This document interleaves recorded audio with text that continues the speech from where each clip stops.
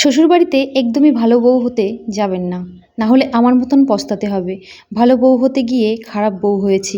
একটা নিষ্পাপ মুখ নিয়ে বড় আশা করে সুখে শান্তিতে সংসার করব বলে গিয়েছিলাম, কিন্তু কে জানতো ওখানে কিছু মানুষরূপী অমানুষ ছিল। তাদের কারণে সংসারে অশান্তির সৃষ্টি হয়। ইচ্ছে করে বাড়ির বউয়ের সাথে ঝামেলা করে সবার চোখে খারাপ বানাতে চায়, আর বলে ওর বউ আসার পর থেকেই সংসারে অশান্তি। শেষে সব দোষ গিয়ে পড়ে বউটার উপর।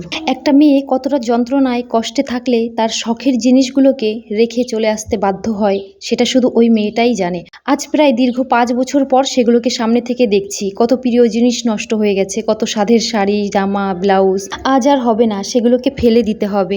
কত নতুন জামা কাপড় যেগুলো পরে এখনো শখ মেটানো হয়নি, হয়তো একবার পরে রেখে দেওয়া হয়েছে, সে জিনিসগুলোও দেখছি নষ্ট হয়ে গেছে। কি অদ্ভুতভাবে বিয়ের পর মেয়েদের জীবনটা পাল্টে যায়, তাই না? বিয়ের পর একটা মেয়ে কত স্বপ্ন দেখে, নতুন সংসার, নতুন মানুষ, নতুন জায়গা, কিভাবে সবার সাথে মিলে থাকবো। আর অন্যদিকে শ্বশুরবাড়ির কিছু মানুষ ভাবতে থাকে কিভাবে বউটাকে জ্বালা যন্ত্রণায় রাখা যায়, কিভাবে ছোট ছোট ভুলগুলোকে বড় আকার করা যায়, কিভাবে অশান্তিতে রাখা যায়।